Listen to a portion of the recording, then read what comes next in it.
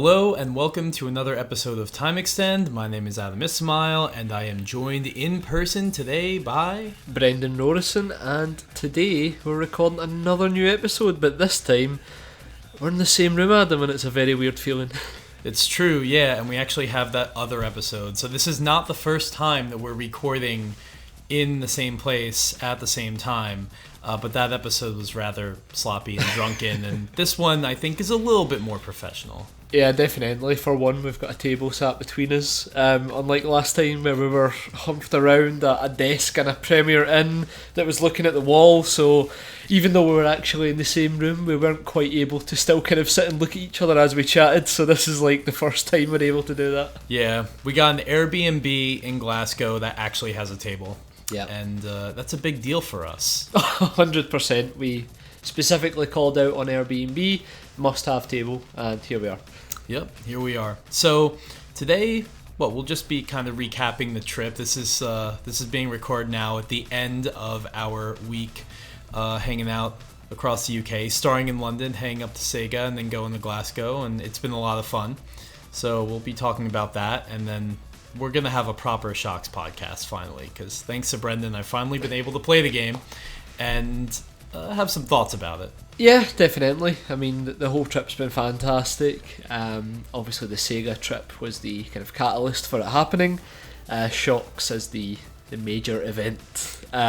We've talked about it quite a lot in the podcast off the cuff, so it's been good to have some dedicated time with it, even though the PlayStation 2 that we purchased for this trip threatened to destroy everything with some weird laser problems. Yeah, there's a issue with the PS2 that we picked up for the trip, but we'll get into that later. But yeah, pretty much the way the week is gone is we met up in London, went to do the Sega thing. That was awesome. Thank you, Alex Easter, and everybody at Sega for inviting us to come by and play some virtual racing in Daytona with you guys. It was a blast. After that, we left the small town of Brentford outside London and headed up to Glasgow, where we've been hanging out in a flat, playing lots of PS2 racing games when the system works. When it doesn't, we've been watching Formula 1 Drive to Survive Season 2. So it's been that kind of week, but it's been a blast.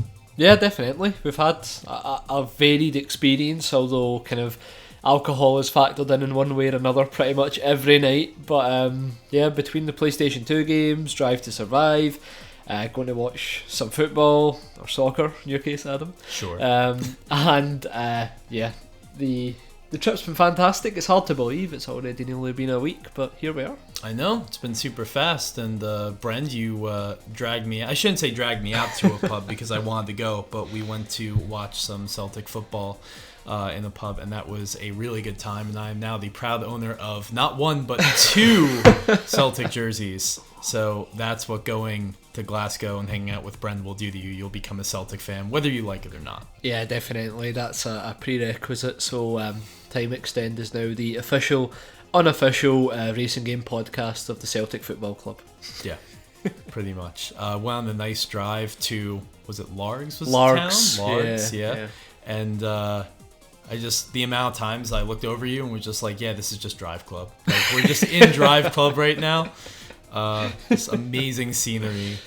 Yeah, it's a fantastic drive. That drive in particular is one that I still really enjoy doing, despite the fact that it's from where I usually live. It's only like a half an hour journey, but because we came straight from Partick in Glasgow, it was a good 22-mile journey there and back. So it was quite a considerable journey, and it was very enjoyable. We got a day of relative sun as well, which we've just had the wettest February on record, so it's like wild that the weather turned out for that one day. We did have something planned that wasn't in a pub or going out for food, so we kind of struck it lucky in that regard as well. Yeah, and then 3 hours after that rained. So it did, yeah, and it was pretty bad if I recall as well. Yeah. But yeah, it's been pretty wet, but I mean, that's what I expected coming all the way over here. Exactly, you're under no illusion that it would be fantastic weather, so I think it's not getting in the way of anything we planned, which is great. And yeah, I guess the weather, despite being poor, hasn't really impacted the stuff we've been able to do. No, absolutely not.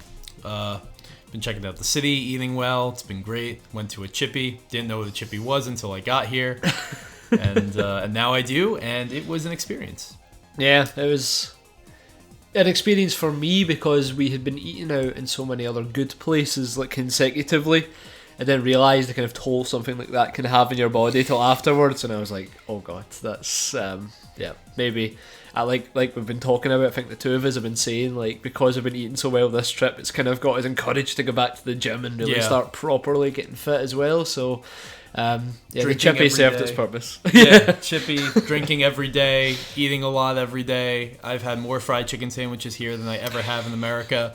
So yeah, gonna head back to the old Blink Fitness in Bushwick and crush it when I get back in a couple days. But yeah, so it's been a lot of fun, and as we said, we've been hanging out in the flat, playing a lot of racing games too. So the whole collection that Bren got, you picked up a PS2 Slim with like 6 or 7 games or something like that. Yeah, 6 or 7 that we would play. There was 32 in total, but there was like Lord of the Rings licensed games and some other stuff that I knew we wouldn't prefer to play, so they're still in the house.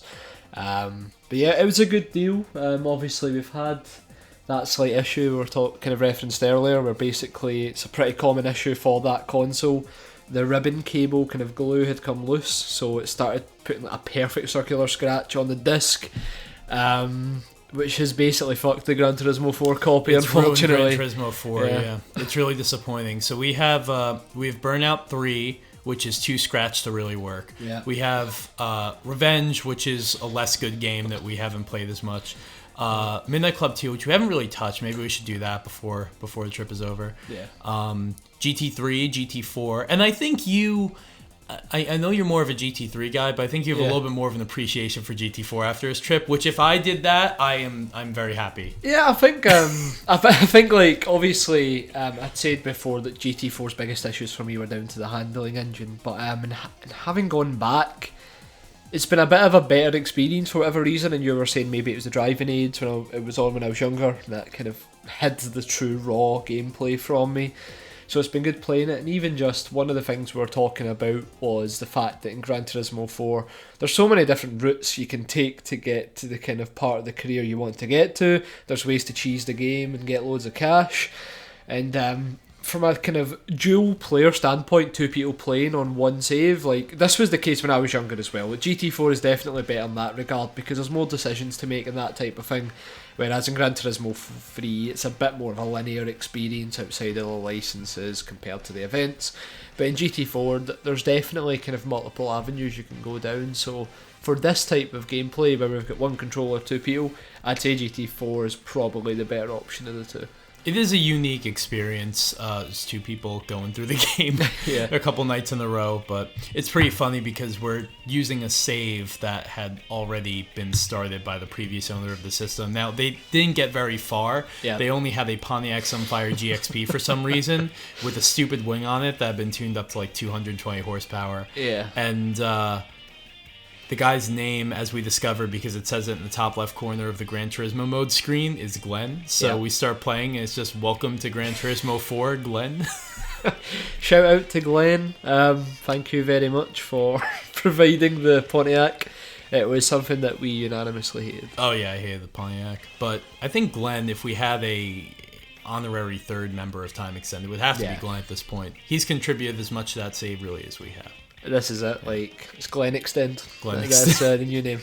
He got us through, we didn't have to do the first 2 licenses, B or A, because he already did them, which was a huge time saver, but he stuck us with that awful Pontiac, so. Yeah, I mean, there's something to be said that somebody would look at that car and decide that's what they want on their single car garage. So, I mean, clearly there was something about that car that he loved, because it implies that he sold his other cars to facilitate the... He would have had to. The power, yeah. Because I think that's maybe a car that you win or something, because it's a concept, right? So he would have had to sell other cars to get to that point, and that's very questionable. But it's also, as I was saying, like the worst era of American cars. Like that early 2000s, so bad. Everything was just awful, so... Yeah, so we played GT4 for a while until the ribbon cable had damaged the disc so much, and it was making awful noises when it was in there, and we couldn't figure out what was wrong until it was too late. Yeah, that was it. So it was actually today, wasn't it? Like, all of a sudden, just this kind of weird screeching, kind of almost crunching noise. It was like, what the hell's going on? So once we kind of stopped playing, I took the disc out and realised the perfectly circular scratches. Did some Googling, and as always seems to be the case with those type of issues, many results of people having similar problems from like 2016, 2015 onwards. Once again, kind of highlighting the issue was that the glue had become loose that held the ribbon cable down.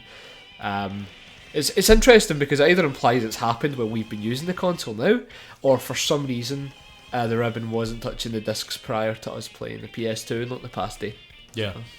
Who knows? It could be a mix of both. GT4 is a very large game, so you can hear the disc working overtime, right, basically. So it wouldn't be a surprise if it was just the load on the console that eventually kind of melted away that last fibre of glue. Yeah. I mean, we'll never truly know what it was, but it did cause us to stop playing GT4 because we got to a point where every time we would try, we would usually be okay in the race, but anytime we tried to load the replay, we get the disc read error. You get the red loading screen icon, and that's how you know that your run is fucked. Yeah. So after that, we turned to Ridge Racer 5, although we played Ridge Racer 5 the previous night too, and that's been really, really stressful for me personally because we started playing Ridge Racer 5 and we were a little bit drunk. I was like, I got this. We're going hard mode, starting a fresh save. First car I picked was the Revelta Solar, which is probably the hardest car to drive in the game because it has the most speed, but it corners terribly. And it's a drift car as well, so it's a little bit harder to control.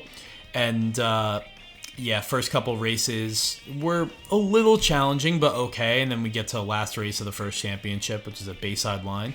And I went through all like 4 of the chances or whatever on hard mode. It's really tough because the way that game is set up is that Ridge Racer 5 is that if you're on the hard mode, you need to have it's most important that your first lap is good, because if your first lap is good, you can pass all of those cars very quickly within the first lap and almost get the first place in the first lap.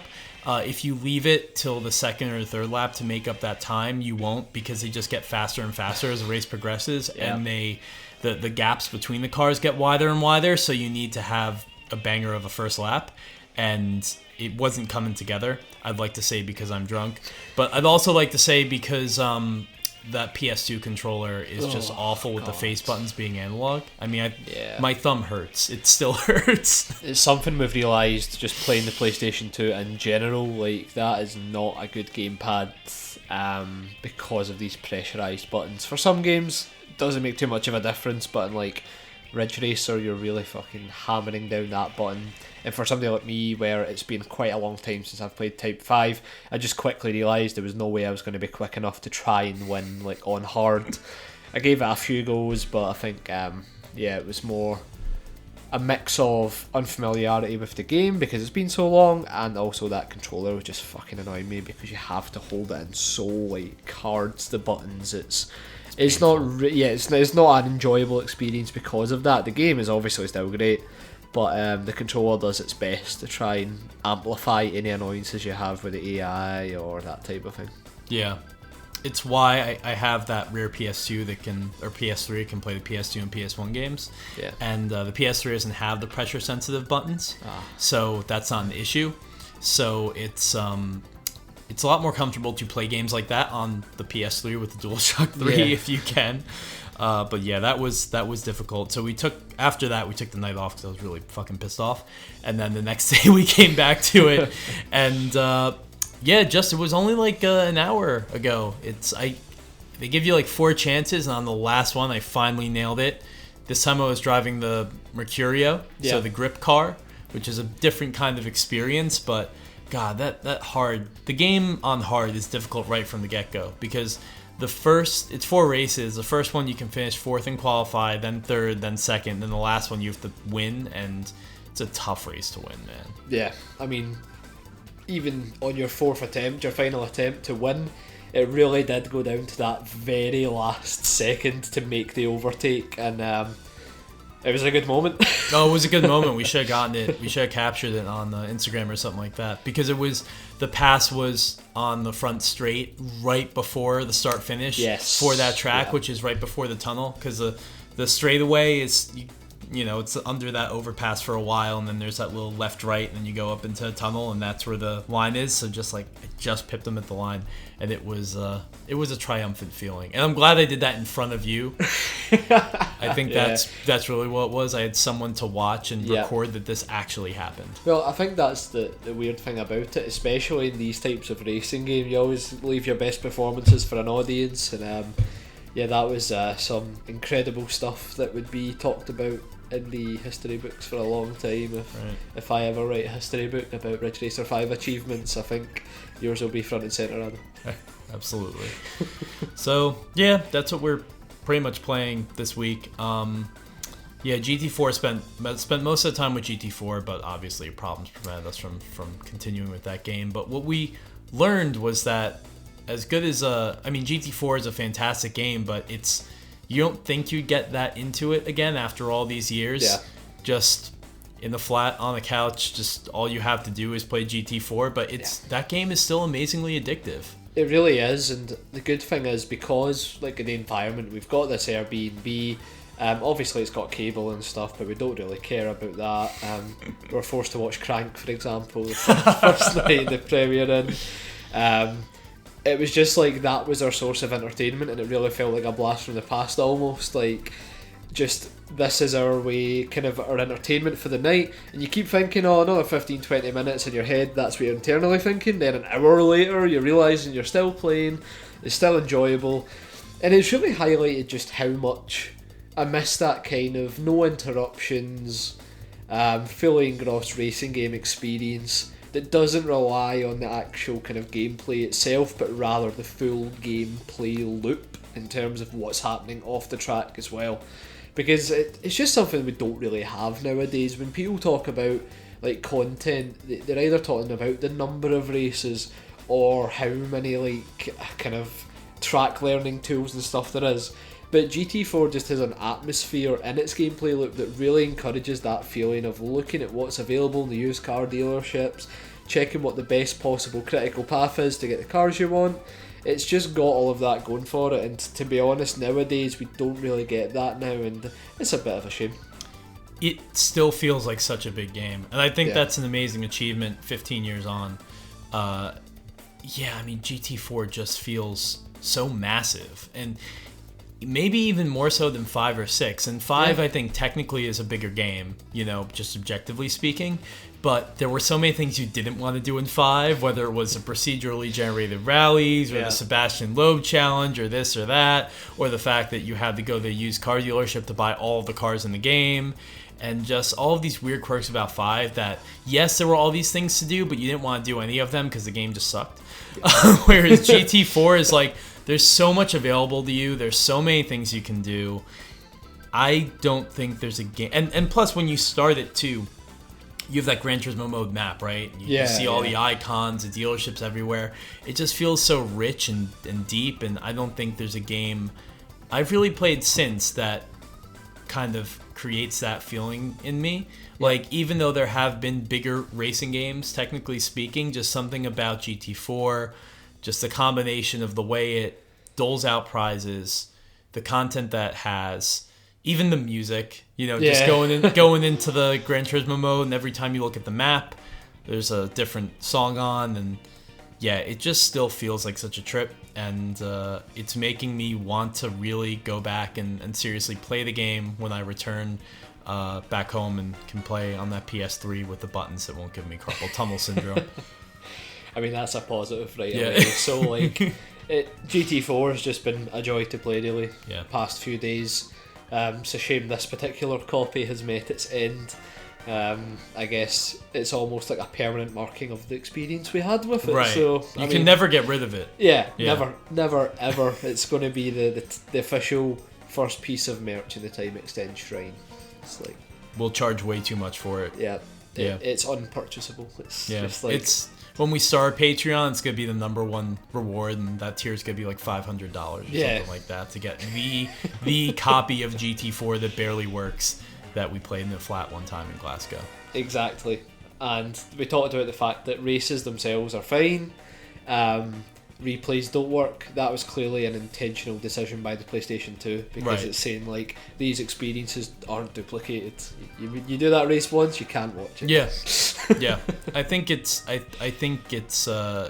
you know, it really says something. There's a deeper meaning there. It's like, that is art, you know. Exactly. Art is always subjective. Beauty is in the eye of the beholder. This copy of Gran Turismo 4 is now a very well remembered memory, but it can't be played like any other copy, and that's special. Absolutely. I suppose we should touch on the Sega stuff a little bit. Because, you know, those of you listening, you might have seen our stream. Thanks for watching along if you did. It was a long one. It was 2 hours, but it was so much fun. We played Virtua Racing for, I think, longer than I thought we would. And that was simply because we had the full 8 players going, and as we discovered, Virtua Racing 8-player multiplayer is just, it's a blast, because like, I don't know if catch-up was on or it wasn't, but whatever the case was, there were so many instances where we were going down, you know, heading towards the start-finish line 5 wide in formation, because everyone was just that close together. It was a lot of fun. Oh yeah, for sure. Like, when I seen that it had 8-player, I was like, it's a pretty cool gimmick. I think most people would have thought the same, and those who haven't played it will still think so. But I was just genuinely shocked at how exciting it was to play in that environment, because there's not many, if any, racing games that allow you to do that on one console nowadays. And even just the fact you're playing with like single Joy-Cons and stuff, like, it kind of, the single Joy-Con over the actual Switch screen is a bit hellish, but the single Joy-Con, as long as the screen's big enough, is a fine experience usually. And yeah, like you were saying, some of the fucking tracks were going in 5 wide into corners, that type of thing. It's why, obviously, from a kind of technical point of view, Acropolis is the kind of the best track skill-wise to kind of be good at. But Big Forest is just like the perfect amount of beginner difficulty, where if you put together a solid lap, you're probably going to be on a par with like some really good guys at the game. So that's why it was so great to see the constant changes in who was first, and then going 5 wide. It was wild. It was great fun, and like you were saying, it was a 2-hour stream. It didn't feel like it whatsoever, and a lot of it was taken up by Virtua Racing. Yeah, lots of different winners of those races too. Alex, as you'd expect, is, you know, really good at the game. You're amazing. I feel like I got better racing against both of you, and Martha from Sega, really good too. So it was like mostly the 4 of us just kind of swapping places. And it was a lot of fun. And I think because of it, I have a newfound appreciation for Virtua Racing. I always enjoyed the game, but after we did VR, we played Daytona.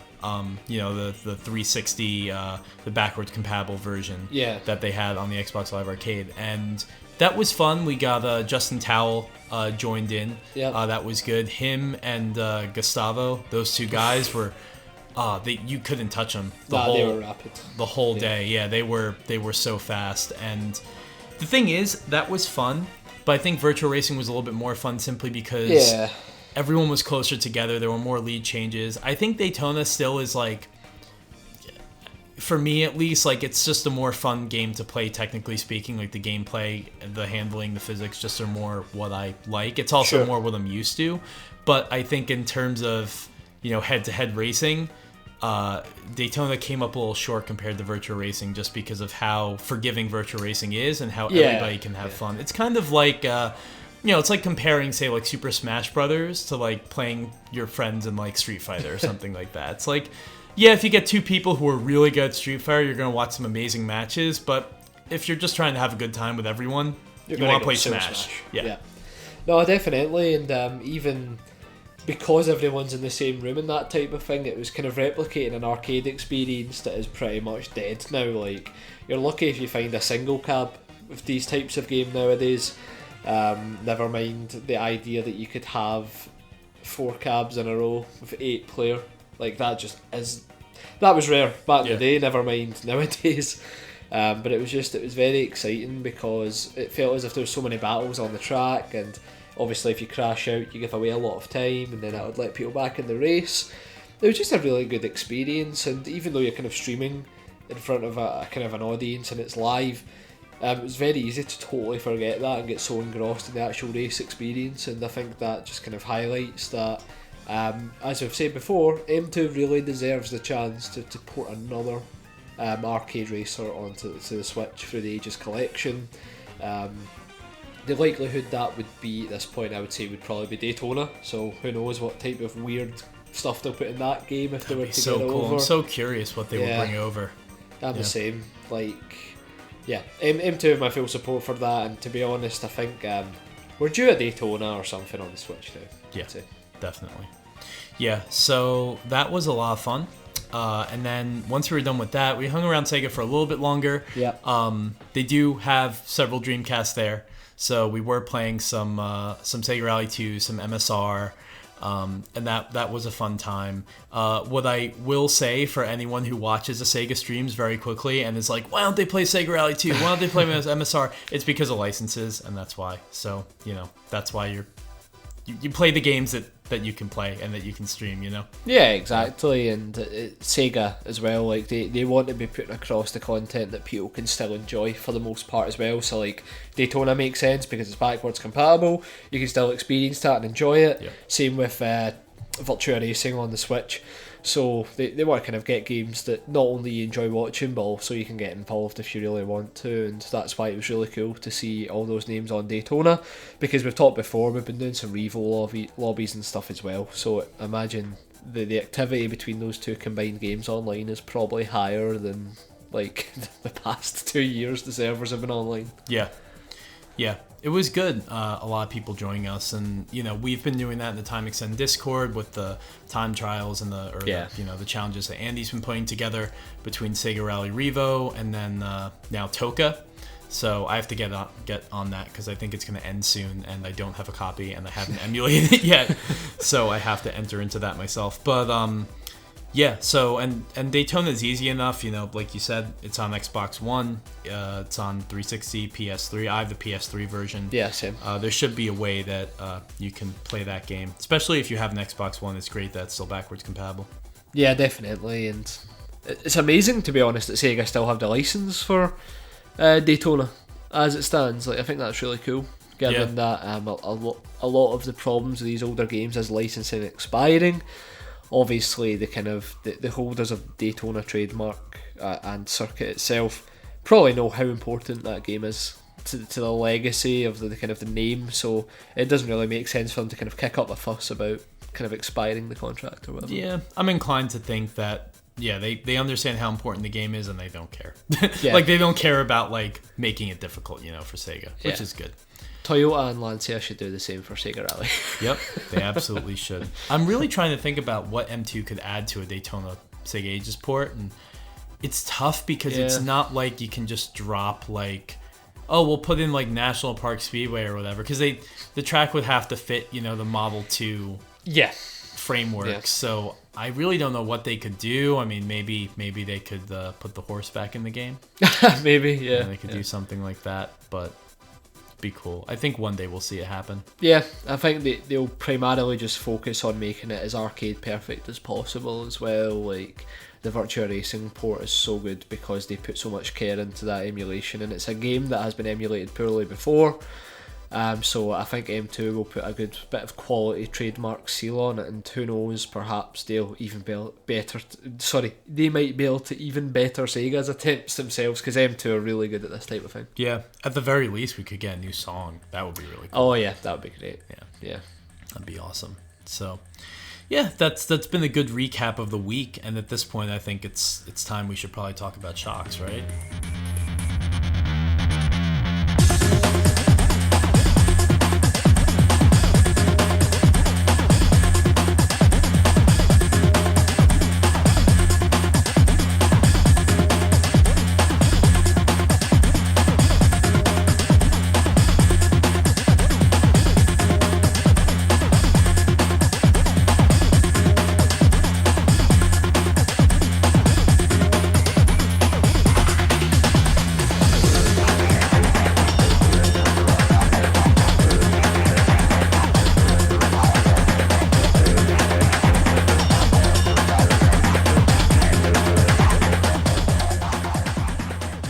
A good while, hasn't it, since we've dedicated half an episode or so to a full game last time around. I think it was Grid that we talked about quite a lot. Shox though, this is something that obviously it's a bit of a recurring joke on the pod within the community, but recently we've actually seen that a lot of people did enjoy this game and actually have memories of it through the kind of tweets we've been making and stuff. And this was the perfect opportunity really for you to kind of get stuck in, because you've talked before about how US copies were kind of hard to source for some reason, and they're easy to come across here. So something I discovered before we started playing was that I thought the game was released for both the PS2 and the GameCube. Yeah. Apparently it only came out for the PS2. The GameCube version was supposed to come out and then got canceled, I guess, because it didn't make the holiday season or whenever it is that they wanted that game to come out in like late 2002. So it only ever made it out for the PS2, and US copies are very rare. They're just very rare. They have a different cover. We got the Mini Cooper on the cover, which does not look good. And it's a weird choice. Yeah. You got the 959 rally car, right? Yeah, exactly. And the Australian game had a Holden on the front, of course. And as you do. The Japanese game got a retitle as well, Rally Shox, and that had it was just the 959. So the other covers have two cars. Yeah. But the Japanese cover just has the 959. But I mean, I've talked about Shox before in varying degrees. Adam, this is your first experience of it, so I guess you can kind of kick us off in terms of your thoughts and what you've found about it so far. Yeah, so doing a little bit of research about Shox as we're playing the game, I found out that it was, and there's not a lot of information about this game out there. There's really no information about this game out there. Shox has been lost to time. And I discovered that apparently it had been only in development for 8 months. Yeah. It's a very quick development cycle, very quick that they turned this game around. It was built on the F1 2002 engine, so they took the engine, they made some quick tracks. There's a good amount of cars in the game. There's like between 25 and 30 cars. Yep. But it was made kind of slapdash, and in spite of that, it's very good, but there are some things that kind of tip it off that this game was made quickly and didn't have the longest development cycle.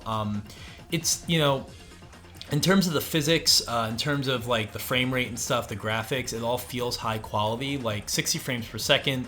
The handling model is simplistic, but it's good enough for what the game needs to be. The tracks are wide enough. It's not a very technical arcade racer. Yeah. It's in some ways it feels kind of similar to Sega Rally 2 or even Revo to a certain extent, because like it's very easy to just steer and not really have to manage a throttle or brake and just get into a drift and just be able to slide like that. But the problem is, so the game can get very difficult, which is fine. I'm not really used to difficult arcade racers anymore these days. I don't think any of us are, because there just aren't many of them. But that's a bit of a wake-up call when you find out of the gate that this game's a little bit hard. The issue is that the collision detection and kind of when two cars crash into each other, or when you say go off a jump, or you're trying to make a turn, you end up in a ditch, or you end up on like the side of a hill or something like that, the game really doesn't know what to do with your car in those moments.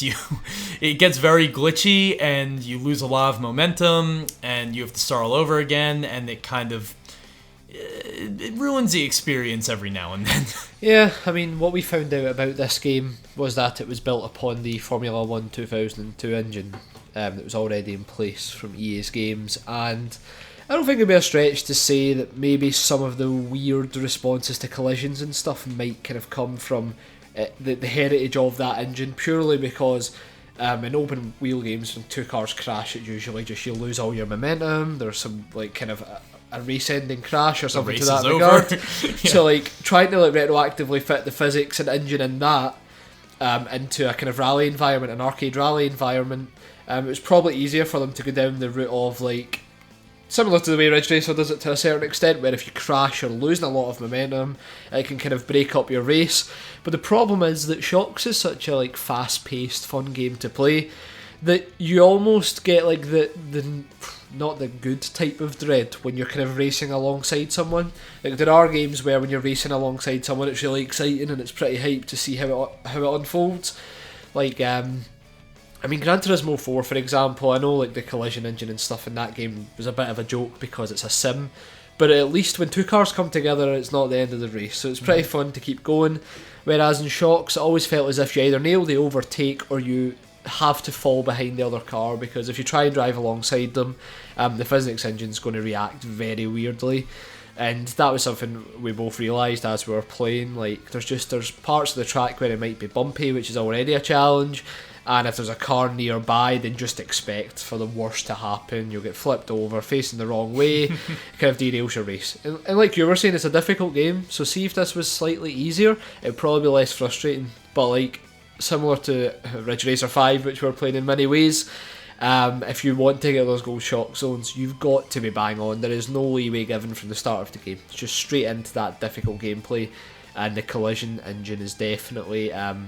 and something that's basically replicating Rallycross, it's enough of a red flag to make the experience a bit worse for wear compared to what it would be if they'd even just decided to have default kind of cardboard box like models that kind of touch together. Right, and it's kind of funny because like when you go off of a jump or something in Shox, a lot of the cars, some are a little bit better at handling the elevation and the jumps better than others, but some really aren't, and there's kind of like that sort of it really does make sense that it was built on the F1 engine, because it's like, F1 cars aren't meant to crash into each other, and they aren't meant to leave the ground and come crashing down, and those are two things that Shox struggles with. Yeah. When you leave the ground in Shox and then you come down, you hit the ground, there's this almost kind of like tin can effect, like there's no suspension at play, the car just kind of teeters and bounces and skirs around a bit, and it's just not quite right, because these are rally cars, so you would think that there would be a little bit more physics behind that, and there just aren't in this game.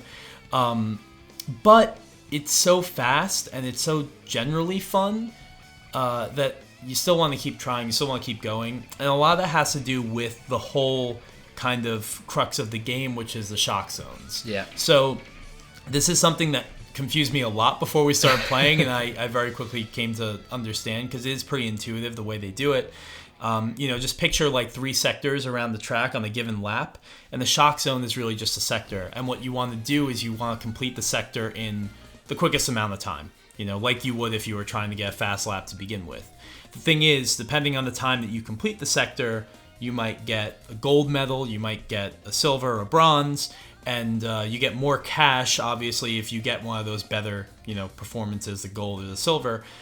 And on top of that, if you get gold in all of them, you unlock that Shox wave, where the next time you go through a shock zone, there will be this weird kind of wall of energy, of wind, whatever it is, this shock wave that moves through the track, and you actually want to, it's weird, you want to catch up to it, and once you've caught up to it, you can't really pass it, so you want to stay glued, you want to stay right behind it as long as possible until you hit the next shock wave, or the next shock zone, and then it will skip ahead of you even further, and you want to catch it again, and you just want to keep linking those together, and the longer you do it for, you have more grip, the faster you go, and also the more money you'll earn. Yeah. So it does definitely have that EA big DNA, that you got from games like SSX and NBA Street, where you had these like kind of sort of the game breakers in NBA Street, for example, or like the Tricky Meter, these like whether you're doing a race or a basketball game or whatever it is, these EA big games always had that game within a game. Yeah. And that's what Shox does really well. And it's really simple, because Brendan, you made the comment, it really is just sector times. That's it. Yeah, you just want to get the best sector time. But it works really well, and it means that there's that extra wrinkle. You can't just win the race. You gotta platinum everything. You gotta get gold on all the shock zones, and it makes the game just more rewarding. Yeah, exactly. And like you referenced there, the platinum element as well. We talked about how you gold the zones to unlock the Shox wave. Every track in the game has a platinum car that you can use once you get all gold zones. And if you're basically, that unlocks another tier of time. And you see how hard the gold ones are. And from what we can tell, and what I remember as well from playing it and completing it way back, the platinum cars are not necessarily the best cars on those tracks. So it doesn't make it any easier. It's actually, in some cases, it wants you to use a car that typically wouldn't be good at that track. Because we're talking about the weird way cars react to jumps. Now I think that is best illustrated by the Stratos itself. It's in the game alongside the Celica and Delta, so you can see that kind of Sega Rally heritage there. But the Stratos in particular, it's as if it's built not to do those like really crazy jumps. So when you do them, like you would expect the game to kind of accommodate for it and make it a bit easier. It doesn't. Like a lot of the time you're going up those jumps, it lands nose first and you're losing a lot of speed. So there are platinum cars that purposely have those like deficits in personality. So the game really puts you through the ringer if you want to unlock everything, and that's not even talking about the gamble races as well. Gamble races. I think the concept of the gamble races is cool. Basically, if you want to buy another car, you can do that, or you can gamble for half price where... or even less than half price in some cases, where let's say it takes 400,000 credits to buy a car. You're not going to do that because it's just too expensive at whatever point in the game you're in. So you can gamble 120,000 or so, where basically you have these really, really short races where you're in the car that you're trying to win. You're also racing against the same car, and you just need to pass your competitor before the end of that like short, sector of a track. And if you do that, you get the car. Great. You only need to spend 120,000 credits for it, a fraction. And if you lose all the money. Now, the next time you go to try and gamble to win that car, the gamble price will be halved. So at least the more you do it, the cheaper it gets. But those races are really tough sometimes. We were doing the one to win the Celica SC205, and it seemed like it was impossible because you really only have two corners to really make up ground against your competitor, and they also get a head start. Yeah, that's another thing. Yeah. That doesn't help. And I just wish they were longer races, Yeah, I mean, the approach they've clearly taken with the gamble races and why they're short is that it's specific parts of specific tracks that those cars are really good in. So, like, the Celica's really good at high-speed turns, so it's 290-degree turns, basically. So, like, the AI is going to nail that every time, and if you can't, you're not going to unlock it, and it's so difficult. The Stratos one was like this weird kind of like few S-bends on half bumpy, half normal ground. If you try to go up the bumpy part, as we talked about, it doesn't handle bumps well, so there's no way you do it. But if you find the right racing line, I think we cleared that one like the second attempt. I think it would have been better to have one lap races on tracks that are good at, because at least then you could try and rescue it. The other issue with the gamble races as well is it's a fantastic concept and I really like the idea of it, but the problems are twofold in the sense that the cars are priced so highly that the reality is that probably while playing for a regular playthrough of the game, you're going to buy very few actual cars, because the prices you're talking about would require doing mini races multiple times. And because the gamble race is already half and then it continuously get halved, in what circumstance do you just buy a car? I can only imagine that factors in once you've completed the game and are trying to get every car. And then it might be easier for the compact class where everything's a bit cheaper to just buy them and you don't have to do the gamble races. But like, the gamble race thing alone could have probably been in the game without the option to buy the car, and the option to buy just seems to be there to make it seem more exciting, the fact you can gamble for it, and that's fine, but it just seems a bit silly to have that buy option. Yeah, I think maybe the buy option is for people like us who can't win that SC205. Just race for hours getting the cash. Yeah, I just really wish they made it cheaper to buy. Like, it's prohibitively expensive to buy to the point where you would never do it unless you really couldn't win a car. But then, like, you need a car, obviously, to make it through those series. You need the, the sports class car to make it through the sports series or whatever it is, right? So you're never just going to sit there grinding and compact until you've made all this money where you're going to buy a car. You're going to gamble first. And then, of course. Once you have that car that you need, you're probably going to just continue throughout the game, and that car that you wanted that you couldn't win, you'll just forget about until the end, at which point, like you're saying, you might just buy it so that you can say you 100% the game. So it's kind of weird. They should have made those cheaper, but again, it's one of those things that, like, I like the concept, I like that they did it. It reminds me of games like SSX and stuff that just did interesting things with sports games, and we were saying before the show it would have been really nice if they just brought back that EA big publisher, kind of theme, that series of games, because they brought a lot of fun ideas to relatively not boring sports, but traditional sports. And Shox is Rally Reinvented, and I don't know if they reinvented Rally, but they gave it a good shot, and unfortunately the game just like it's lost to time.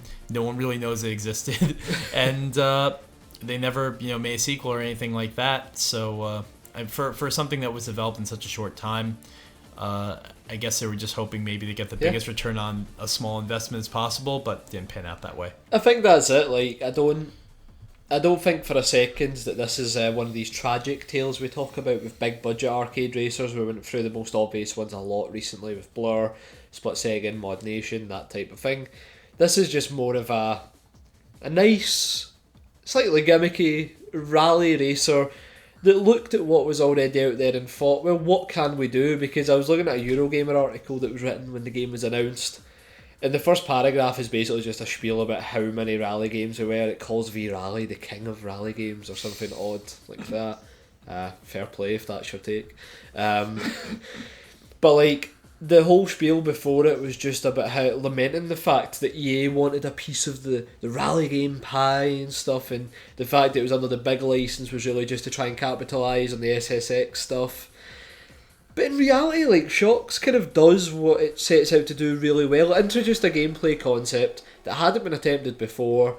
It reinvented that element of rally by still keeping time sectors and stuff as an important part of it, which you could argue a lot of other rally games don't really try and do. It has the feel of an 8-month dev cycle game. So I don't think like it's a negative that Shox didn't quite take the world by storm.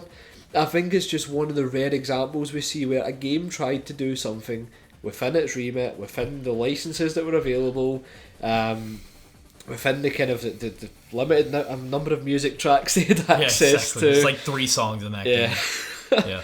And then like even we didn't get to that part of the game obviously, but you've seen there's a brief cutscene with a random Porsche that talks to you. Yep. As if it's like this boss villain guy. It's like Need for Speed Most Wanted. Yeah, that's it. The character you play at the end drives a bog standard regular Porsche that is highly like theorised to be a character from a Need for Speed game, or so some people have said on YouTube anyway, in terms of like looking at retrospects and stuff. And that's purely because it's a Porsche. I can't remember the exact model, but it has like the kind of police lighting scheme that would be like Hot Pursuit and stuff like that. So there's a weird. I mean, I'm willing to give them it. Like it's total fan theory about Shox. I never thought I'd hear about. Shox fan community, fan theory community is just rabid. They're always so vocal and right up there with like Harry Potter and Sonic. 100%. I'm pretty sure the character is called the Interceptor. Like I think that's the title it goes with in the game. So there's this weird police Porsche at the very end of the game waiting for you that makes no sense in the context. I love that there of are the rest people of the that game. Actually try like to theorize, Yeah. their own headcanon about where the boss car in Shox is from. I mean, we've talked about this quite a lot because even the Ridge Racer waifus thing is something that we find kind of different because we are more focused on the car foos in those games. Sure. Yeah, it's also interesting the tale of Shox because comes from a studio. We didn't say who developed the game. It was EA UK, which is not around anymore. They were known later on as EA Bright Light. They were based in Guildford, and they weren't really a racing game studio, as it turns out. They made F1 2001, and then they turned around and made Shox. Later on, they made Burnout Dominator, probably the most forgotten Burnout game. Because it wasn't. It was the only non-Criterion developed one. And it was on PSP and PS2, which is really weird. And I've never touched Dominator, but I remember the reviews being kind of middling. And then later on, they made the PSP port of Need for Speed Shift. And those are really all the racing games they made. Everything else was, they made a lot of Harry Potter games. They made a lot of games based on Hasbro board games. So you have Monopoly, Trivial Pursuit, Hasbro Family Game Night. So they weren't really a studio that dabbled in this a lot. Like some studios, like some companies we talk about, like Auto Modelista being kind of a weird game coming from Capcom that doesn't usually make racing games. And Konami's dabbling in it with Enthusia and whatnot. It's interesting when studios go outside their realm and try and make a racing game, especially I think them being from the UK, because usually the obviously motorsports is such a big thing here. And you think they maybe would have stuck with it more. Shox was a valiant effort, and that's really all you can say about it. Yeah, exactly. And it's put it this way, it's a lot more memorable than other games from that generation within the same ballpark. I know this was fledged as a full retail title. That's probably just EA going a bit EA on it. I think if they'd even priced it as a budget title, it could have done really well. It strikes me as the type of game nowadays that wouldn't feel out of place as a PlayStation Network title or a kind of downloadable Xbox game. And we saw a lot of reviews looking into this game where it's like, whether it was EGM or GameSpot, everybody was just like, yeah, if these prices at a budget title, this would be an easy recommend. But, you think about it being $50 back in 2002. And, yeah, at that point, you're kind of reaching a point where the arcade racing games of old, where you just have a preset amount of cars, a small amount of tracks. Not really in the early 2000s with the rise of Gran Turismo and stuff. That stuff doesn't really cut it anymore, and that's I think the issue they ran into. I think one of the things is like it's incredibly streamlined and to the point. There isn't much to faff around with whatsoever, and for an arcade game you could say that's kind of to be expected. But for example, when we were playing Burnout Revenge, my God, the downtime in that game. Yeah. Just so many loading screens, saving to memory card, delays in the crash mode, no way to get around those. Delays in the full motion video playing behind the main menu. Yeah, that was a weird bugbear of mine. The FMV just continuously loads and then stops and loads. That game was another EA game with maybe a bigger budget. Revenge was kind of a strange one, wasn't it? It was kind of like a stopgap after 3 in a way. But it probably had a bigger budget than Shox, I'm willing to say that. And that one just had so much fluff around what it was actually trying to do. Even post-race screens and stuff, when you did the traffic attack and it felt the need to have 4 different screens appear before you get back to the main menu. And then the delays between seeing what event you want to do and choosing your car. I think arcade racers can't be too streamlined, and that's where Shox kind of falls flat at a full price point. But there were definitely other games, especially going back and playing these consoles. Revenge's downtime's enough for a reason alone for me probably not to go back and play that, because with Shox I'm into the race so quickly. It boots up rapid. Burnout on the other hand, you're talking a good 2.5 minutes between events, which, and maybe are slightly spoiled times now. Not even Gran Turismo Sport would take that long to get you in an event. And I think you're okay with that when you're playing a game like Gran Turismo or one of the early Forza games, because you're going to be in these races for a while. It's a slower experience. Sure. But Burnout's just testosterone fueled aggression. You just want to just get out there and race. And Revenge really hams that up as well. Oh yeah, absolutely. So when there's a loading screen every single time you go to do something, it really kind of diminishes the fun factor. But yeah, I think on the scale of whether it's too streamlined or maybe could use more fluff, I think Shox gets that right for the most part. I guess, because we're looking at it today from a perspective, obviously you've loved the game for a long time. Yeah. But because we're looking at it today from a perspective of these games don't get made much anymore, it's nice to return to a game like that, that's very simple, that's very straightforward. And especially some of the, I don't want to say callbacks or references or whatever, but just the Stratos, the Delta, and the SC205 are all in the same car class. That can't have been accidental. And there's just something about the handling model in Shox that reminds me actually a lot of Sega Rally 2's. Yeah. Just the ease with which you can turn, the fact that you're really not hitting the brake the whole much. No, a whole lot. So also kind of if you guide the car into the kind of the barriers at the right angle, similar to Revo, funnily enough, you can kind of keep your speed for the most part. And that's the funny thing about it. We talked a lot about how much we bemoan the collisions and the jumping, but the fact that the overall kind of gameplay and the handling engine is actually pretty good, I would say. And it isn't until you unfortunately come across those type of events where you need to jump or crash into someone that kind of grinds the experience to a halt a bit. I think overall though, I would take another Shox over the million games that are trying to replicate that Horizon level success or the kind of the milestone model of kind of licensed arcade games only arcade because they don't have the time to make a sim engine for them. That's the thing. You made such a good point when you were just like, look at all the rally games made today. Because rally's one of those weird subgenres within racing games that still is somewhat thriving. Whether it's gravel, WRC, a couple of years ago you had Sebastian Loeb Evo Rally. Yep. There's obviously still dirt games being made. And all of these games, I mean, you know, most of them are sims, but like you look at a game like Gravel, for example, all that is, you know, their off-road racing rally engine, whatever, made easier, not as difficult to get the cars around the track. You know, if you're going to do that, why not try and bring some new ideas to the table? V-Rally as well. V-Rally, I forgot about V-Rally. But if you're going to go that route, you know, why not go all the way? Why not do something like the Shox zones? That's just really interesting. You know, it's not, and you brought this up as well, it's not that different from Drive Club's approach with like the challenges within races.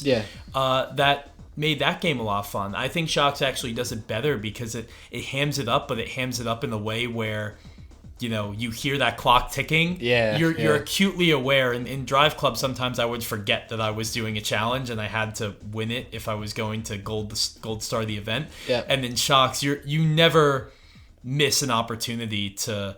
You always know what's on the line in that game. Because it's like even stupid things like having the amount of cash you fucking earned front and center on the screen. Right.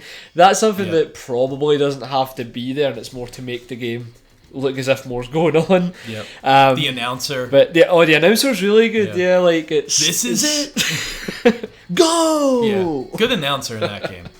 That's probably one of the most underrated parts of it, to be honest, because once again, just to make a comparison to Burnout, for example, it's hard not to cringe. It's how like try hard and epic like Revenge tries to make it. Like hate everyday traffic, now's your chance to get revenge. And it's just like it doesn't sound as cheesy and corny as it does like very pandering to that kind of type of driving Burnout has, whereas like Shox manages to capture the nature of those type of announcers that we loved from Sega games fairly well, I would say. There's a loading screen that we kept seeing in Revenge where it referred to the best players of Burnout as elite burners, and we both laughed, and you were just like, yeah, they probably thought that was really cool. Like, you know, somebody playing the game is like, I want to be an elite burner, you know, shaking their fist, and now it's just sad. You know, it was the era of DJ Atomica and all that stuff. I mean, that's the thing though. Like, I quite like DJ Atomica. Like, even now, like, I don't know. It's this weird. Like, we were talking about it in the other episode we recorded at Premiere in with Hot Shots. There's this really weird like line between an announcer being good because of the cheese and the ham, and then like all it takes is for it to teeter in the other direction slightly, and it feels very off-putting. And it's a part of racing games you would think would never be like something to talk about, but like I'm pretty sure the announcer has come up in a lot of the arcade racing games we talk about, and that for that reason alone, it can't be a coincidence that the best racing games also have the best announcers. That's true. Yeah, especially like Ridge Racer 5 when the guy pronounces some words very comfort. Strange manner. Don't get too close for comfort. So I think that rounds up Shox pretty well. Yeah. This has been a long time coming, and it's almost poetic that we're in a room to talk about it and get this one kind of put behind us. Just got so much to talk about, and it's good we're finally getting around to Shox. We're talking the other day, like, you always think of one episode idea and then another one appears, and to be honest, the fact that we're 30 episodes plus now still talking about racing games and not resorting to the default conversations is pretty incredible. Yeah, I mean, we do mention, like, say, Rally 95 every episode now, but... Yeah, aside from that, but that's a must. there are always more games to talk about, and it's funny, we wanted to do this, we had been talking about this before, and we almost forgot, but thank you to Fernando, as always, for reminding us that we need to watch the Enthusia. Well, Brendan needs to watch the Enthusia intro because he's never seen it before. So you're going to get a little bonus thing here of Brendan's live reactions to the Enthusia. I kind of want to set up my phone to record the reactions in the face. It might be a little weird because I guess we're gonna play it, so you're gonna hear it over the mic. So because you need to hear the audio. The audio is important. I understand that. So bear with us. Give us a minute. we're gonna get this going. If Starts you with the quote, "If you believe you can, therefore you can." It's Well- anonymous. What? Is that a frame? Okay, we've got children. Oh my god, she's capturing the sun. Oh no. Oh shit. Is that her? What? Explain what happens. There's a photojournalist. She's Oh, gonna shoot okay. this race. Right. She looks very panicked. I mean, would you not be panicked? Yeah, I mean... What? So we went from like a desert and God was speaking to us, and Yep. then we went to a racetrack and she was taking pictures, and now we're in like Rome and there's an SLR, and now we're back on the track. We're back. That is not a car's move. Now we're back to the woman.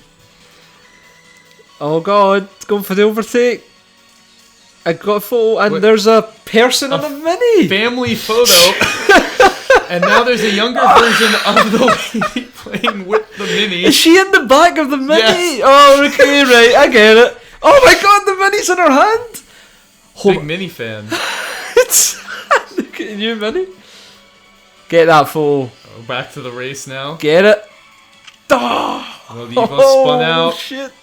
She's worried. She's young. Wow, that was the most panicked expression I've... Yep, She the car's crushed spinning the out, mini. and I guess it hits her? I don't really Did she know just what get happened. killed? by the She fuck- might have gotten killed. No, she's okay. Oh, Now she's like dancing in Yep, silhouette in the front of like a screen's shattered cracked. mirror. she's in a tunnel. And that's all you get. What is that dangling at the end? Oh my... Right. So, does she die? That's the thing. Yeah, I thought like that looked as if it was like the light at the end of the tunnel, Yeah. i.e. heaven. Yeah. And Yeah, you know, because that explains the beginning of the video. I'm sorry if this doesn't play well over audio. You should go watch it if you haven't in a long time and suffer through this with us. I think she died. yeah, that's what I got from it. So, who was the person at the very start then? I think that's God. Okay, right. See, like I thought. Right. So here's my take on it, okay? Here is my hot take on the Enthusia intro. The video is actually telling a tale that starts at the end of the video. So the god is that woman after she's died, and because she was a photographer, she became the person who captures life. So that's why she had the frame. Okay. And when she held the frame up to the sun, that's her opening a portal back into our world, which is why the car appears. And when Okay. she puts the frame over the car, that's when her story takes place in the real world. This is So some she's reliving it. Evangelion level stuff right now. That's it, yep. Konami Yeah. had it covered, man. And then, yeah, I mean, that's the thing. The scary part is I understood the story for the most part, despite how fucking crazy it was. The ending feels totally unnecessary. I am not sure why they thought that was a good idea or who storyboarded that. Because I was going to make a joke about how horrified the woman looked until I realised she was actually dead. And what was the thing dangling at the end? Like There was some kind of crystal. Yeah. I like how at the very end you see her life kind of flash before her eyes, and it's very dark because it's like, you know, growing up she loved cars. She would ride around the back of a Mini with her dad or whatever. She had the toy Mini she would always play with, and then, you know, it's her love of motorsports that got her to that place, taking pictures of races, and then ultimately led to her demise. And if I was going to die at a race as a photographer, a fucking regular Mitsubishi Evo killing me is probably like one of the most boring ways to go. Think of the car she's probably photographed in her career. Yep. But she decided to go to that race with very stock Japanese tuner cars. As you do. Of course, yep, Yeah. and it was packed to the rafters as well. We know every single motorsport is very well attended, including races with stock Japanese tuner cars. But what I want to know is, did she actually crush that mini car? Because that is some amount of strength. Like, she crushed that toy It is a car. lot of strength, especially for a child. And that's why I think she was a god this whole time. And in case you're wondering, she never shows up in the game. The story's never referenced in the game. there's never a kid playing around with a Mini. You never see God again. You are on the desert because they have like the like fake Paris Dakar rally race, but as far as I know, God does not appear on that desert holding a picture frame. See, I mean, that's one of the reasons why I think there's some weird time travel shit going on at the very start, because the thunder and lightning hit the sky and stuff as well, and in media, that type of stuff usually happens when you're opening a portal to something or doing something you shouldn't be doing. That was weird.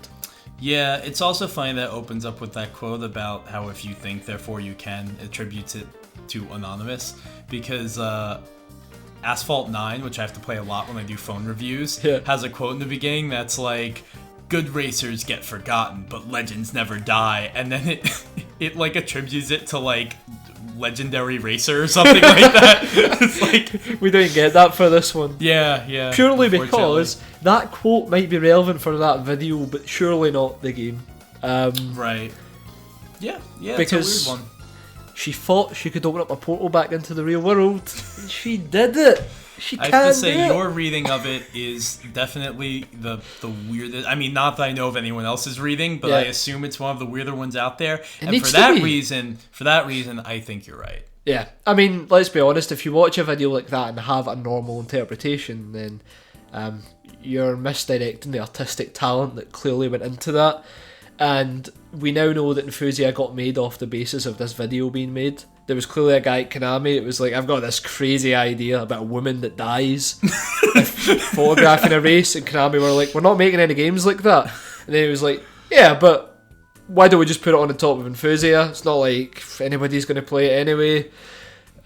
What if that was like the original like design doc for that game was just like it's some kind of weird drama with a racing photojournalist that dies, and then they just end up making a very kind of boring GT4 clone instead. I think I would have been scared of that as a child. Like, if I had played that game and opened with that intro, I genuinely think I would be slightly disturbed, because I'd be really confused about why that played.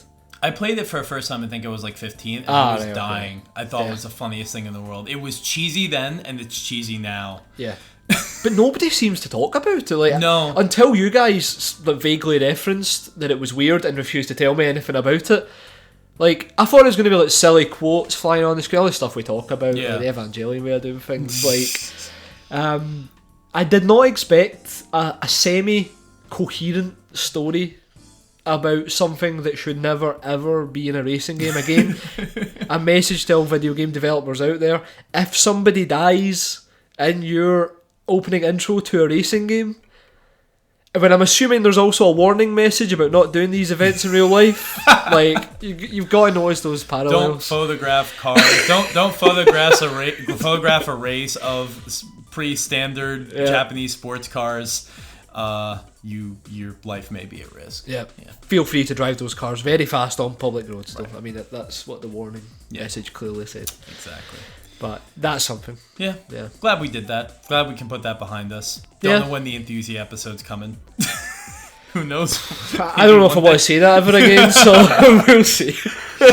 Right. So, this has been Time Extend, as always. Thank you everyone for listening.